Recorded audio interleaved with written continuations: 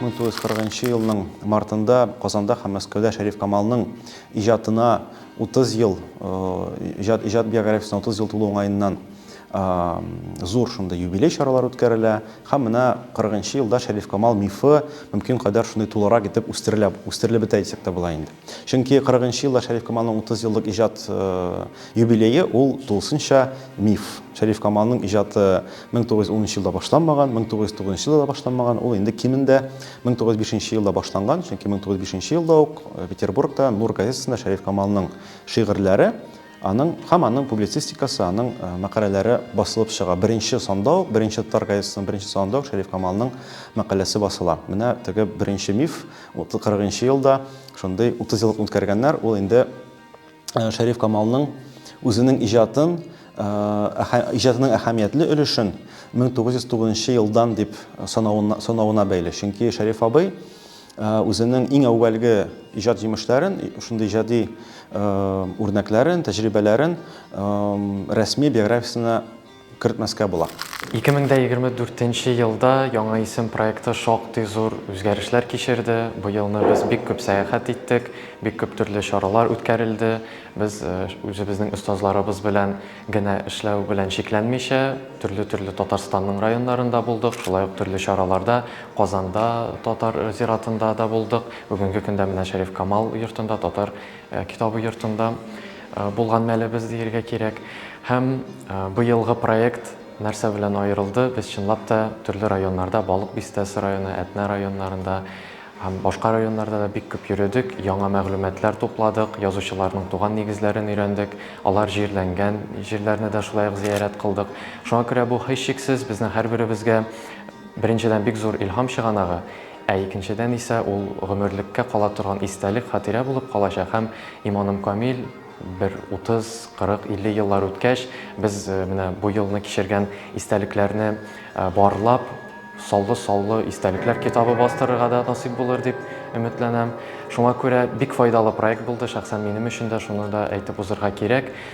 Минем язу мөмкинлекләрем шактый күбәйде, киңәйде һәм киләчәктә бу һичшиксез үз җимешен бирер дип өметләнеп калам һәм шул теләктә.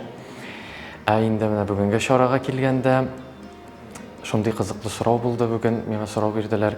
Әгәр дә мин Шәриф Камал шурында яшәсәм, нинди әсәр иҗат итәр идем?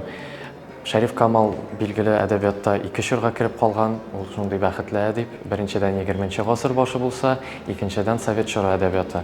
Билгеле инде Совет чорында әллә ни як-якка китеп булмый. Шул партия кушканчарак язырга туры килгән һәм билгеле шулай ук колхозлашу, шул чорлар, тарихи темаларга мөрәҗәгать итә булыр иде дип уйлыйм. Инде 20нче гасыр башында иҗат итәргә туры килсә миңа, әгәр дә мин менә бүгенге көн күзлегеннән чыгып, үземнең чордашларымның, шул чорда яшәгән гади кешеләрнең һәм дә зыялыларның, язучыларның, Гаяз Исхакыйларның, Тукайларның, Фатих Әмирханнарның тормышларын өйрәнеп, аларның үзләрен мөмкин кадәр тәфсилләп язырга тырышыр идем. Һәрбер детальны калдырмыйча, аларның кыяфәтләреннән башлап, эчке холыкларына кадәр язып чыгарга тырышыр идем. Һәм гомумән шул чордагы татар дөньясының һәрбер вак-вак мизгелен, һәрбер вак детален берәр зур күләмле әдәби әсәрдә чагылдырырга тырышыр идем. Шундыйрак әсәр иҗат итер идем, әгәр дә мин 20нче гасыр башы язучысы булсам. Бу бүлмәсе ул һәрвакыт музей ачылгачта экспозиция залы булган. Ягъни монда һәрвакыт торган витриналар. Бу шундый классик музей өлеше дип әйтгәндә, мемориаль булмаган өлеш. Бу бүлмә ул Шәриф абыйның кызының бүлмәсе булган. Шәрифовна бу үзенең бүлмәсе инде музейның экспозиция залы итеп куйган. Һәм менә аның йөрәге музейның шушы залда. Рәхим итегез. Һәм монда сакланган предметларның барысы да мемориаль предметлар бар. Барса Шәриф Камалның әйберләре яки аның гаиләсенең әйберләре. Бу бина 1850 еллардан башлап берничә этап бүленеп киңәйтелгән. Шәриф Камалның архивында аңа бирелгән бер справка ята, белешмәлек, аңа 3нче бүлмәгә ия булу хокукын айрым шундый документ нигезендә биргәннәр. Чөнки ул бу йортка күчкән вакытта татар мәдәнияте йортының гыйльми сәркәтибе булып эшләгән. Ягъни ул фәнни хезмәткәр булгач, аңа фәнни эшләр өчен айрым бер бүлмә кирәк. Шуңа күрә ул монда фәнни эшләр белән шөгыльләнгән булып тора инде. Әле 38нче елда басыла менә бу сөйләм әсәрләр җыентыгы. латин хәрефләре белән матур гына саллы гына җыентык. Һәм монда инде аның сөйләмә әсәрләре булгач, монда аның сөйләмә әсәрләре. Ул вакытта иң әһәмиятле санаган әсәрләре. Монда аның акчарлыклардан башланып китә ул, хикәяләре, таң атканда романы һәм пьесалары. Хаҗи әфәнде өйләнә, ут, кызгыннар ясында, таулар һәм томан арты пьесалары монда кертелә. Инде менә 41 елда басыла башы Шәриф Камалның әсәрләр җыентыгы, инде академик басма басы да һәр хәлдә инде нигезле аның иҗатына инде бер йомгак ясый торган җыентык рәвешендә басыла башлый. 40 елда Шәриф Камалның шул юбилей чараларын оештырып йөргән кеше Муса Җәлил, Шәриф абыйның күпмер дәрәҗәдә укучысы да дисәк тә буладыр. Һәр хәлдә Шәриф абый эшләгән китапханәгә йөргән егет кайчандыр. Беренче катта яшәгән Нургали Надиевның ул төгәл укучысы инде Муса Җәлил. Һәм менә шундый аларның шәхси мөнәсәбәтләре, дуслыклары булган, моннан тыш менә Язучылар берлегенең җаваплы сәркатибы буларак Муса Җәлил Шәриф Камалның шундый юбилеен оештыра. Ул вафат булгач, 42 елда вафат булачак, 22 декабрьдә. Ул вафат булгач, 44 елда башлана Шәриф Камалның тулыс шундый башка шәхескә әверелүе. Ягъни ул музейлаштырыла. Музеификация вакытында һәр вакыт мифлар корыла. Һәрбер музей ул инде дә булса идеялар җыелмасы, экспонатлар шул ук булырга мөмкин. Ләкин теге музейның концепциясе үзгәргән саен экспонатларның аңлатмасы, аларның интерпретациясе үзгәреп торырга мөмкин. Мин яңа исем проектында бик теләп 2нче ел рәттән катнашам. Шуннан да яңа исем кебек проектлар безнең өчен, яшь иҗатчылар өчен бик кирәк. Ул безнең иңнәребезгә канат куя. Беренче яктан без монда шундый улпат, инде әдәбиятта үз исемнәрен табып, үз стилен булдырган иҗатчылар белән турыдан-туры эшлибез. Бу бик зур бәхет. Без алардан осталык дәресләре алабыз. Һәр көнне тәүлек дәвамында без алар белән элемтәдә, мессенджерлар аша аралашып торабыз, үзебезнең сорауларны бирәбез, алар безгә төрле кызыклы биремнәр бирә, үзебезнең ниндидер яза башлаган әйберләрне җибәрәбез һәм алар безгә юнәлеш биреп, менә шулай итеп кара әле. Менә шушы әдәбиятны укып кара әле, үзеңә бәлки берәр файдалы әйбер алырсың дип, менә шулай безгә юнәлеш биреп, шулай итеп безне иҗат юлына кертеп җибәрәләр. Инде икенче яктан яңа исем проекты безгә төрле чараларда катнашырга мөмкинлек бирә. Чөнки иҗатчыны бит мөхит тә тудыра әле. Иҗат иткәндә менә шушы Казанда кайнап, иҗат Казанда кайнап яшәгән чакта ниндидер яңа идеялар килә. Без ул чаралардан илһамланып кайтабыз.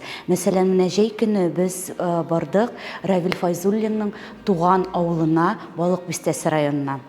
Бу сәяхәт инде безгә бер төркем иҗатчылар белән, үзебезнең остазлар белән, Равил Файзуллин үзе белән. Бу сәяхәт безгә чынлап менә стимул бирде. Чөнки иҗатчыга бит әле эчке стимулдан кала, тышкы стимуллар да бик әһәмиятле. Кайсы бер үземнең каләмдәшләрем менә шушы мәктәпнең шәкертләре кайткачтан әле шушы сәяхәт турында әсәрләр дә иҗат иткәннәр. Мин үзем берничә ел инде хәзер яраткан язучым, якташым Әмирхан Неникинең автобиографиясы турында әдәби әсәр язу белән мәшгульмен. Һәм менә язучының туган җиренә кайтып килү миңа менә берникадәр үземнең әсәремә дә юнәлеш алып җибәрергә мөмкинлек ачты. Чөнки әлбәттә мин Әмирхан Неникине күрә алмадым, ни кызганыч.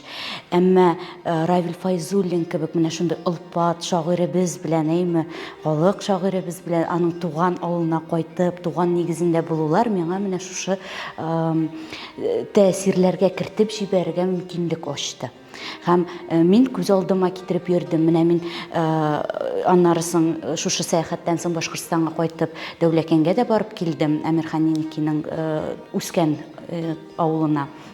Һәм шунда да күз алдына китереп йөрдем. Менә Еники туган нигезендә үзен ничегрәк тотыр иде икән дип, ниндидер менә шундый плоскостька куеп, чагыштырып карадым. Шулай иттереп, йомгаклап әйткәндә инде яңа исем проекты безгә беренчедән ул зур мәктәп, иҗат мәктәбе, остахана булып торса, ягъни теория ягыннан, әйме икенче яктан ул безгә рухи икмәк бирә дип әйтик инде, рухи азык бирә. Чөнки мөхит тудыра. Менә шушысы беренчесенә караганда бәлки мөһимрәктер дә. Менә бу рояльны сатып аларга ярдәм иткән Сайдаш сайлаган. Төсәк акчалата түгел, сайлаган, сайлап шушы рояль яхшы булыр дип. Һәм анда беренче бу йортка бу рояль күчкәннән соң анда беренче уйнаган кеше дә Салих Сайдашев. Гомумән теге Сайдашев еш кына монда килеп шушы рояльдә уйный торган булган, хәтта ул монда үзенә уйнар өчен рояль алдырткан дип тә кемдер сүзләр сөйли торган булган инде. Шактый уйнаган. Абылай рояль алынган Шәриф Камалның кызы Зәйнәп өчен, Зәйнәп уйнасын дип. 44нче елда Шәриф абый ның музеен булдырырга дип карар чыгаралар Мәскәүдә. Бу татар тарихында беренче татар әдәби музее. Гомумән татар темасы белән генә шикләнгән беренче музей. Чөнки безнең бар ул вакытта инде бар дәүләт музее Таисаны хәзерге милли музей, ул Татарстан музее барыбер, анда татар да, рус та, чуваш та, мари да, башкасы да бар, элек тә шулай һәм хәзер дә. Мәҗит Гафури музее 48нче елда Уфада ачыла, ләкин Мәҗит Гафури инде ул барыбер Башкортстанда Уфада ачылгач, ул башкорт әдәбияты вәкиле буларак ачылган ул музейда күрсәтелгән. Хәзер дә ничектер барыбер аны шулай бәйләп кую бар. Һәм менә татар дөньясында татар белән генә бәйле булган беренче музей шушы Шәриф Камал музее. Үзе теге сораулар тудыра инде. Һәм менә шушы 80 ел дәвамында без Шәриф Камалны сөйлибез, аңлатабыз, өйрәнәбез, сөйлибез, аңлатабыз, өйрәнәбез һәм ничектер кайда да булса без туктарга тиештер инде сөйләү һәм аңлатудан. Яки ниндидер башка төрле рәвештә сөйләргә тиешбездер инде. Һәм менә без Шәриф абыйның үзе, Шәриф абый үзе корган мифны үзебез хәзер инде музейчиклар җимерергә дигән фикергә килдек. Ягъни Шәриф абый үзенең иҗатын чикләп куйган 1909 ел, сызык 1942 ел белән без аның 1905-6 елгы теге үзе баш тарткан әсәрләрен өйрәнә башладык. Язу машинасының гыйбрәтле тарихы бар. Чөнки бу язу машинасы анда якыннан килеп карасагыз, анда күрә аласыз татар хәрефләре бар анда. Бу язу машинасы Шәриф абыйда барга килә 40нчы елда, аңлавымча. Һәм 42нче елда Шәриф абый аны тапшыра ломбардка. Күрәсең, кинәт кенә акча кирәк булган нәрсә өчендер. Ну 41-42дә инде акча алу нәшәяттан авыррак, катлаулары аңлашыла ки. Һәм бу машина, язу машинасы 48-ме, 49-ме елда табыла. Ялгыш кына аны, ну аны каядыр инде ломбардтан читтәрәк әллә кая табалар төшеткәндә. Һәм табалар да анап киләләр тагын шул язу машиналарын эшли торган, аларны кили торган кешегә, мастерга, һәм ул мастер бу машинаның Шәриф Камал машинасы икәнлеген танып ала. Чөнки нәкъ шул мастер бу машинага, рояльга татар хәрефләрен куйган була. Ягъни монда хәрефләрне алыштырып була. Татар хәрефләрен Абдулла Алишның энесе. Яңа исем проектынан башлап китим.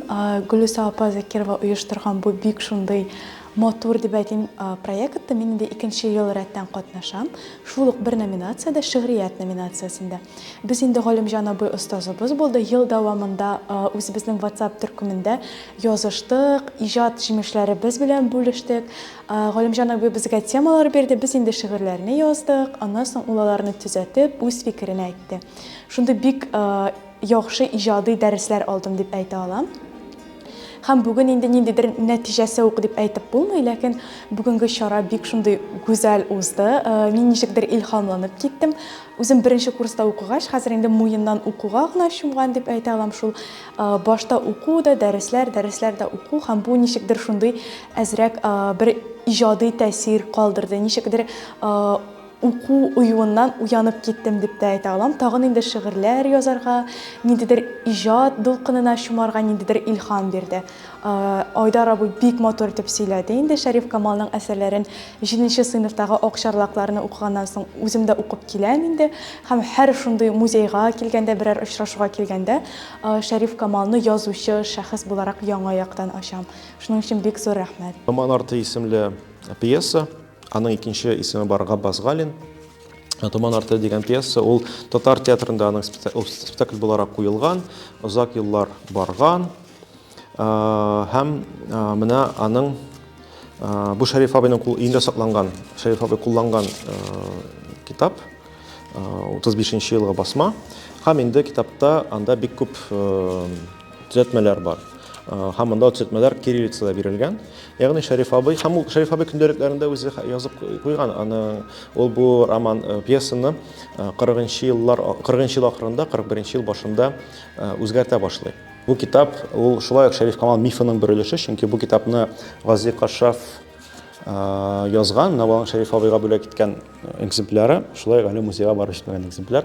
Әле моның укучыларга чыгып өлгергәне юк. Шәриф абый әле моның укучыларга чыгып өлгергәне юк. Иң беренче дәнәсен сезгә тапшыру белән аеруча ихтирам күрсәтәсем килде. Кабул итегез дип Гази Кашшаф монда кул куйган. Оренбургда яшәгән чакта аның өстәле менә шушы булган. Шушы өстәл янына утырып Шәриф Камал язган акчарлыкларны, хикәяләр циклын, Хаҗи әфәнде өйләнәне һәм монда башка әсәрләр шунда язган, буларга бик мөмкин. Яңа исем әдәби мәктәбе ул инде безнең 2нче ел дәвам итә. Узган елында инде без 4 остаз белән шөгыльләнгән идек, 60лап укучы безнең, 15ләп инде безнең яшь язучыбызны әзерләп чыгардык, аларны бүләкләдек. Быел шулай ук инде 70кә якын безнең яшь язучы, башлап язучы дип әйтик, алар катнашырга теләк белдерде. Һәм әлбәттә быел инде күбрәк остазларыбыз, без инде 6 остазга беркеттек. Һәм ел дәвамында шактый гына безнең сәфәрләр булды. Язучы булу өчен әле ул язучыларның, аларның иҗат мәктәбендә үтәргә кирәк. Остазлар белән шөгыльләнү генә түгел, классик язучыларыбыз ничек яшәгән, алар кайларда шөгыльләнгән, элек нинди мөмкинлекләр булган, әсәрләреннән үзекләр уку.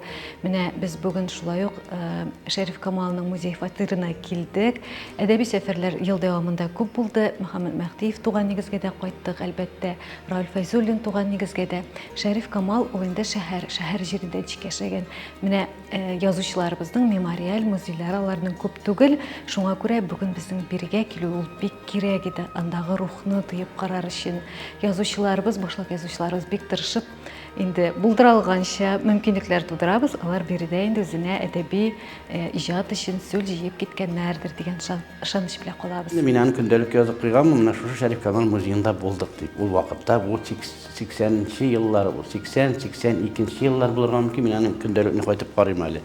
Менә шул вакытларда без монда инде тәэсирләнеп жүргәнбез һәм анда ана шундый истәлек дәфтәре бар бит, шунда язып калдырганбыз. Без аннан соң да бик күп еллар белән төрле вакытлар булды, ремонт вакытлары да булды. Монда килеп йөргә туры килде, килгәләдек. Төрле вакытларда менә хәзер инде бик күркәм вакыты, чынлап та мин үземнең күңелгә кайчан сорау туа, күрәсез бит менә монда хәзерге заманнардагы шикелле түгел, түшәмнәр инде биегәйме. Менә мин карадым дигәндә утыннар куелган андаймы.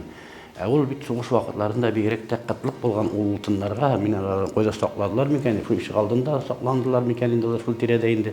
Һәм утыннар белән бик проблема булган ул вакытта. Менә бу безнең сугыштагы шул ук мәсәлән Нурбаяннар анда сугыштан хат язганнар, аларның хатлары буенча алар әйтәләр, минем хатыныма менә шундый утын табып бирүдә ярдәм итегез әле дип Язучылар союзына мөрәҗәгать итә торган булганнар. Әлбәттә, бәлки Шәриф Камал бит инде дәрәҗәлерәк булган, аның бу мәсьәлә бәлки хәл ителгәндер хөкүмәт дәрәҗәсендә. Менә кайбер язучыларга утынны табу, менә шулай итү һәм менә шушындый бинаны җылыту әле утыннар белән күз алдына китерергә бит көнтен язып ягып торырга кирәк дигән кебек. Аның шушындый ниләре дә бар дип әйтәм инде, детальләре дә бар дип әйтик инде. Каләмнең очы ул алтын йөгертелгән. Бу Дәрдмәнднең Шәриф Камалга бүләге. Бу музейның һәм менә бу менә шушы фатирның шактый үзенчәлекле булуын күпчелек кеше, туристлар бик тиз отып алалар. Чөнки бу шактый, монда кемдер әйтә, мөхит үзенчәлекле ди. Монда инде реаль тагын фәлсәфи яклары да бар. Ул монда сизелә, монда дөньяда нинди хәлләр барган микән? Ләкин бу йортка инде 120 ел дәвамында төрле кешеләр килгән. Суда татары да, хасы монда инде бер шундый тайыну ноктасы бар инде. Һәм ул киләчәктә дә әле милләткә хезмәт итәр, мәдәниятка хезмәт итәр. Барысын да бергә җыеп тора Шәриф абый.